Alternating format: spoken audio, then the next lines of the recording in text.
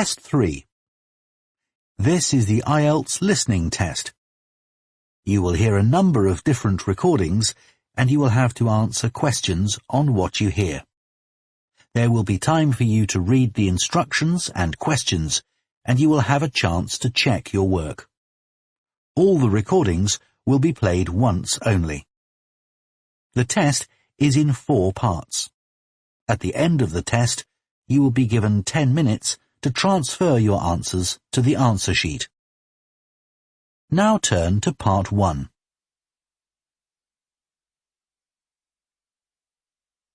Part 1. You will hear a woman phoning to ask about a summer cycling camp for her young son, who is called Charlie. First, you have some time to look at questions 1 to 5.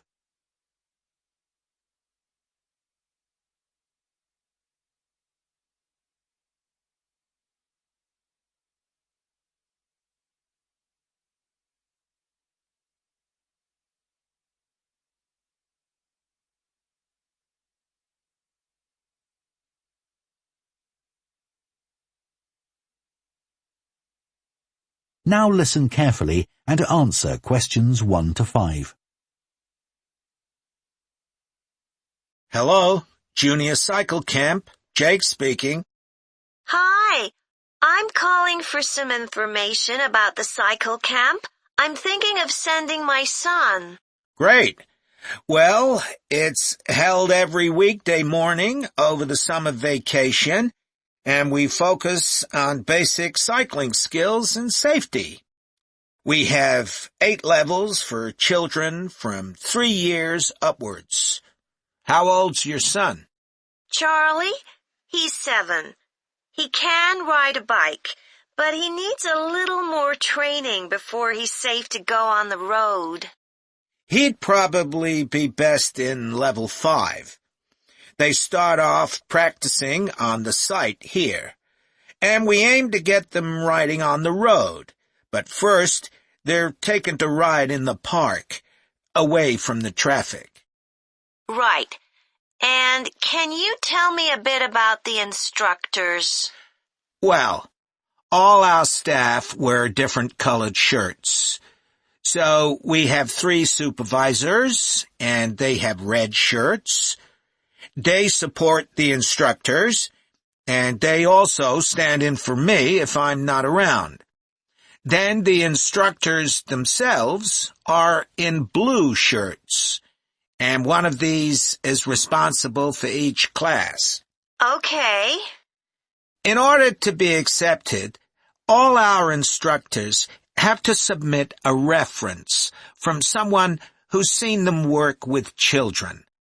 Like if they've worked as a babysitter, for example. Then they have to complete our training course, including how to do lesson plans and generally care for the well-being of the kids in their class. They do a great job, I have to say. Right. And tell me a bit about the classes. What size will Charlie's class be? We have a limit of 8 children in each class, so their instructor really gets to know them well.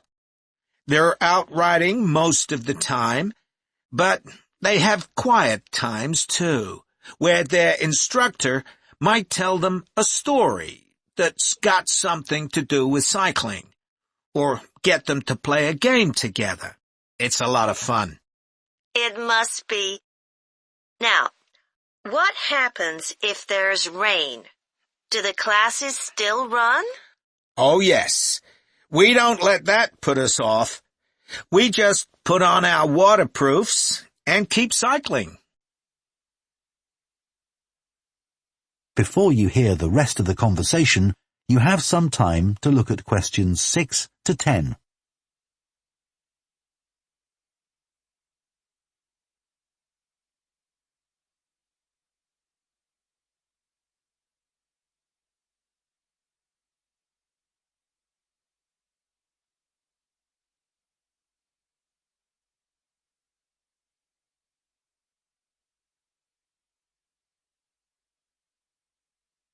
Now listen and answer questions 6 to 10. And is there anything special Charlie should bring along with him? Well, maybe some spare clothes, especially if the weather's not so good. And a snack for break time? How about a drink? No, we'll provide that. And make sure he has shoes, not sandals. Sure. And just at present, Charlie has to take medication every few hours, so I'll make sure he has that. Absolutely. Just give us details of when he has to take it, and we'll make sure he does. Thanks. Now, there are a few things you should know about day 1 of the camp. The classes normally start at 9:30 every morning, but on day 1, you should aim to get Charlie here by 9:20. The finishing time will be 12:30 as usual. We need the additional time because there are a few extra things to do. The most important is that we have a very careful check to make sure that every child's helmet fits properly. If it doesn't fit, we'll try to adjust it, or we'll find him another one. But he must wear it all the time he's on the bike. Of course. Then, after that, all the instructors will be waiting to meet their classes, and they'll meet up in the tent. You can't miss it. And each instructor will take their class away and get started. Okay, well, that all sounds good. Now, can you tell me how much the camp costs a week? $199. We've managed to keep the price more or less the same as last year. It was $190 then. But the places are filling up quite quickly. Right. Okay, well, I'd like to book for the... That is the end of part 1. You now have half a minute to check your answers to part 1.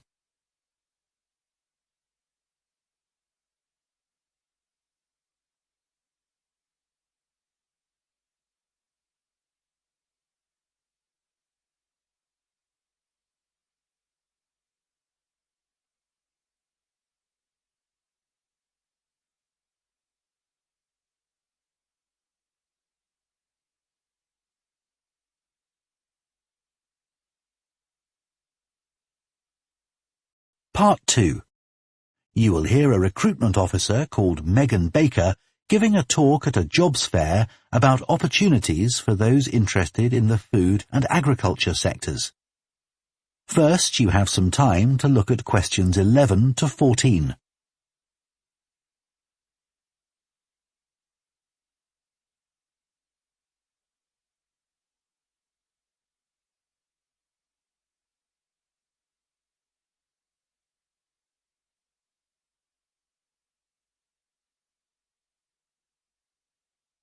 Now listen carefully and answer questions 11 to 14. Hello everyone, my name's Megan Baker and I'm a recruitment consultant at AVT Recruitment Specialists. Now, our company specialises in positions that involve working in the agriculture and horticulture sectors, so that's fresh food production, garden and park maintenance and so on. And these sectors do provide some very special career opportunities. For a start, they often offer opportunities for those who don't want to be stuck with a 40-hour week, but need to juggle work with other responsibilities, such as childcare. And this is very important for many of our recruits. Some people like working in a rural setting, surrounded by plants and trees instead of buildings, although we can't guarantee that. But there are certainly health benefits, especially in jobs where you're not sitting all day looking at a screen, a big plus for many people. Salaries can sometimes be good too, although there's a lot of variety here. And you may have the opportunity in some types of jobs for travel overseas, although that obviously depends on the job, and not everyone is keen to do it. Of course, working outdoors does have its challenges. It's fine in summer, but can be extremely unpleasant when it's cold and windy. You may need to be pretty fit for some jobs, though with modern technology, that's not as important as it once was. And standards of health and safety are much higher now than they used to be, so there are fewer work-related accidents. But if you like a lively city environment surrounded by lots of people, these jobs are probably not for you. They're often in pretty remote areas.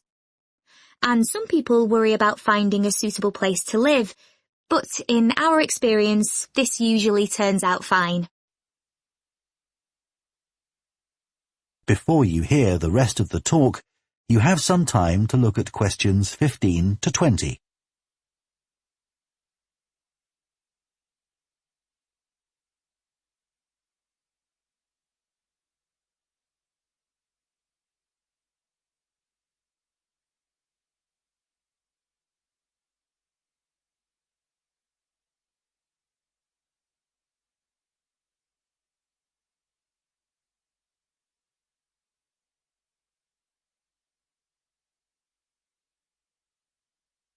Now listen and answer questions 15 to 20.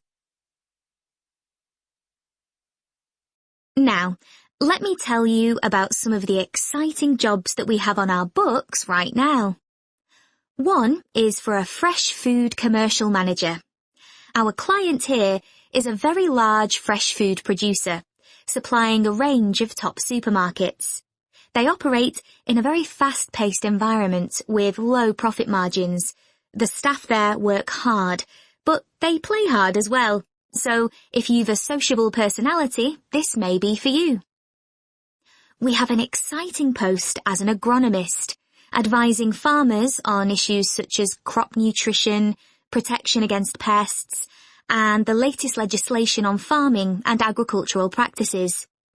There are good opportunities for the right person to quickly make their way up the career ladder, but a deep knowledge of the agricultural sector is expected of applicants. A leading supermarket is looking for a fresh produce buyer who is available for a 12-month maternity cover contract. You need to have experience in administration, planning and buying in the fresh produce industry, and in return will receive a very competitive salary. We have also received a request for a sales manager for a chain of garden centres. You will be visiting centres in the region to ensure their high levels of customer service are maintained. This post is only suitable for someone who is prepared to live in the region. There is also a vacancy for a tree technician to carry out tree cutting, forestry and conservation work. Candidates must have a clean driving licence and have training in safety procedures. A year's experience would be preferred, but the company might be prepared to consider someone who has just completed an appropriate training course. Finally, we have a position for a farm worker. This will involve a wide range of farm duties, including crop sowing and harvesting, machine maintenance, and animal care. Perks of the job include the possibility of renting a small cottage on the estate, and the chance to earn a competitive salary. A driving licence and tractor driving experience are essential. That is the end of part 2. You now have half a minute to check your answers to part 2.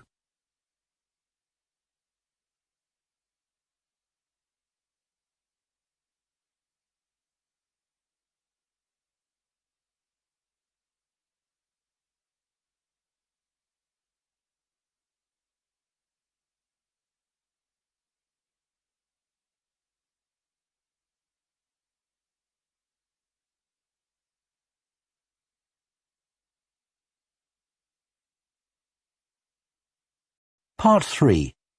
You will hear two food science students called Adam and Rosie starting to plan their presentation on diet and obesity. First, you have some time to look at questions 21 to 24.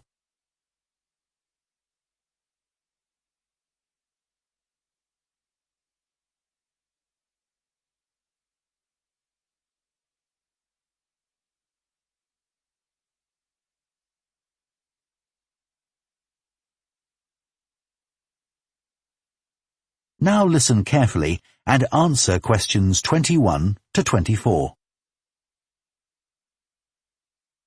OK, Rosie, shall we try to get some ideas together for our presentation on diet and obesity? Sure. I can talk about the experiment I did to see if people can tell the difference between real sugar and artificial sweeteners. Where you gave people drinks with either sugar or artificial sweeteners, and they had to say which they thought it was? Yeah, it took me ages to decide exactly how I'd organise it, especially how I could make sure that people didn't know which drink I was giving them. It was hard to keep track of it all, especially as I had so many people doing it. I had to make sure I kept a proper record of what each person had had. So, could most people tell the difference? Yeah, I hadn't thought that they would be able to, but most people could.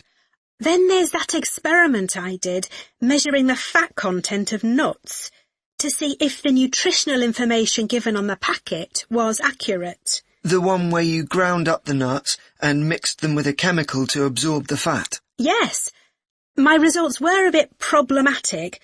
The fat content for that type of nut seemed much lower than it said on the package. But I reckon the package information was right. I think I should probably have ground up the nuts more than I did. It's possible that the scales for weighing the fat weren't accurate enough too. I'd really like to try the experiment again sometime. Before you hear the rest of the discussion, you have some time to look at questions 25 to 30.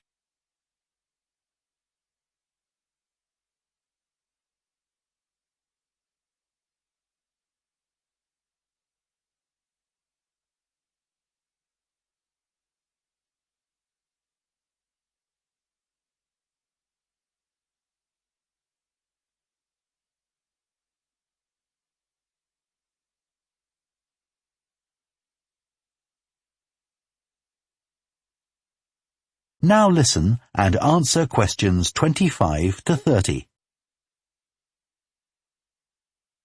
So what can we say about helping people to lose weight?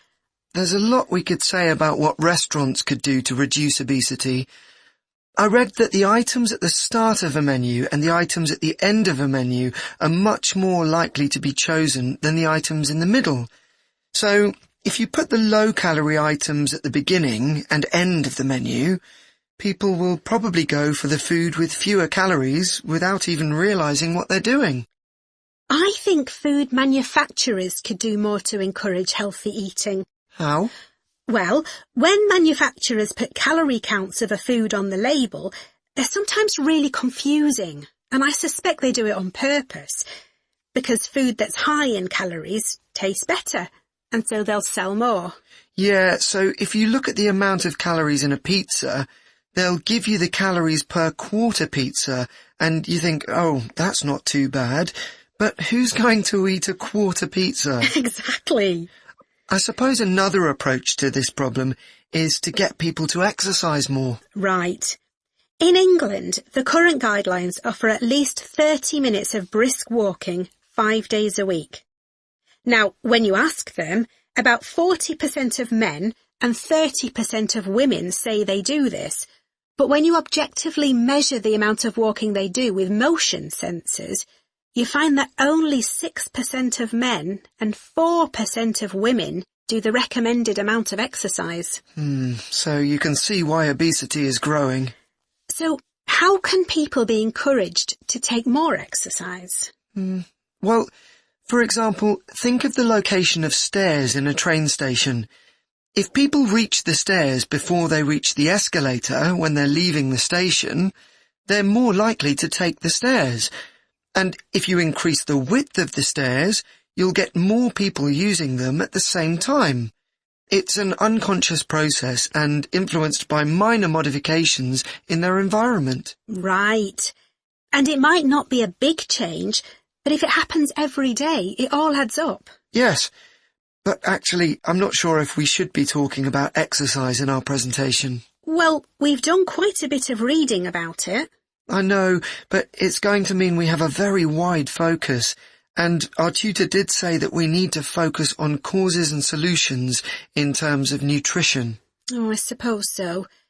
And we've got plenty of information about that. OK, well, that will be simpler. So, what shall we do now? We've still got half an hour before our next lecture. Let's think about what we're going to include and what will go where. Then we can decide what slides we need. OK, fine. That is the end of Part 3.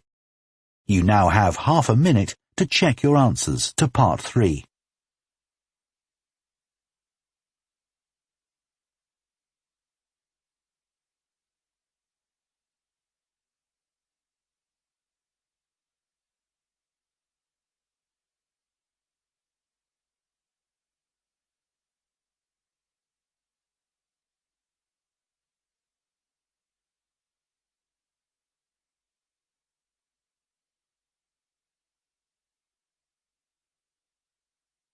Part 4. You will hear a lecturer on a fashion design course introducing the subject of hand knitting, which involves making things like woolen jumpers and scarves. First, you have some time to look at questions 31 to 40.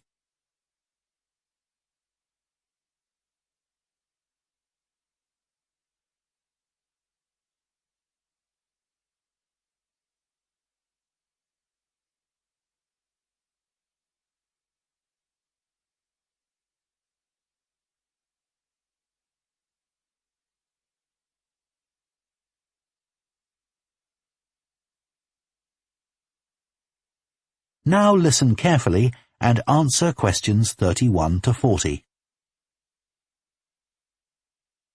Good morning, everyone. So today we're going to look at an important creative activity, and that's hand knitting. Ancient knitted garments have been found in many different countries, showing that knitting is a global activity with a long history. When someone says the word knitting, we might well picture an elderly person, a grandmother perhaps, sitting by the fire, knitting garments for themselves or other members of the family. It's a homely image, but one that may lead you to feel that knitting is an activity of the past. And indeed, during the previous decade, it was one of the skills that was predicted to vanish from everyday life. For although humans have sewn and knitted their own clothing for a very long time, many of these craft-based skills went into decline when industrial machines took over, mainly because they were no longer passed down from one generation to another. However, that's all changing, and interest in knitting classes in many countries is actually rising, as more and more people are seeking formal instruction in the skill. With that trend, we're also seeing an increase in the sales figures for knitting equipment. So, why do people want to be taught to knit at a time when a machine can readily do the job for them? The answer is that knitting, as a handicraft, has numerous benefits for those doing it. Let's consider what some of these might be. While many people knitted garments in the past because they couldn't afford to buy clothes, it's still true today that knitting can be helpful if you're experiencing economic hardship. If you have several children who all need warm winter clothes, knitting may save you a lot of money. And the results of knitting your own clothes can be very rewarding. even though the skills you need to get going are really quite basic, and the financial outlay is minimal. But the more significant benefits in today's world are to do with well-being. In a world where it's estimated that we spend up to 9 hours a day online, doing something with our hands that is craft-based makes us feel good. It releases us from the stress of a technological, fast-paced life.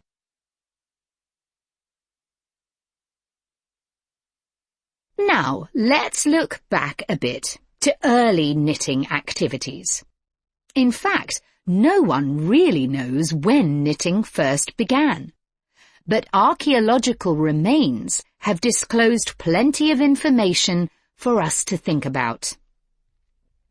One of the interesting things about knitting is that the earliest pieces of clothing that have been found suggest that most of the items produced were round rather than flat. Discoveries from the 3rd and 4th centuries in Egypt show that things like socks and gloves that were needed to keep hands and feet warm were knitted in one piece using 4 or 5 needles. That's very different from most knitting patterns today, which only require 2. What's more, the very first needles people used were hand-carved out of wood and other natural materials, like bone, whereas today's needles are largely made of steel or plastic and make that characteristic clicking sound when someone's using them. Ancient people knitted using yarns made from linen, hemp, cotton, and wool, and these were often very rough on the skin.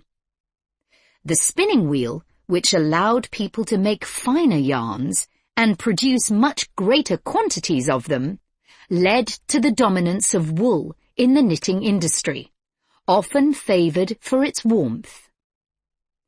Another interesting fact about knitting is that because it was practiced in so many parts of the world, for so many purposes, regional differences in style developed.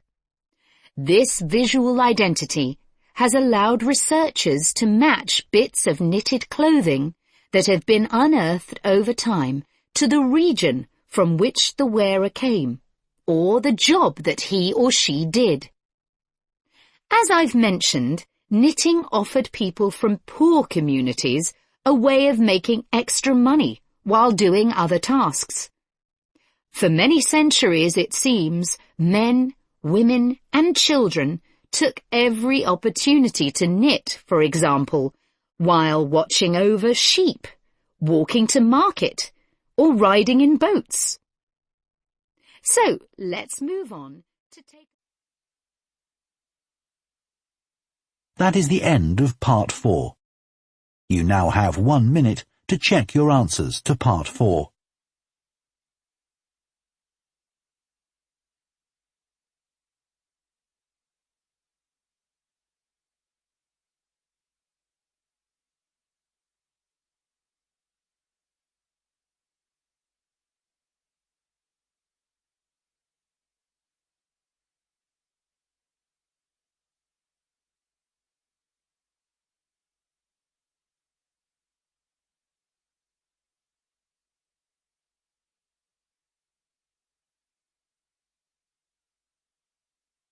That is the end of the listening test.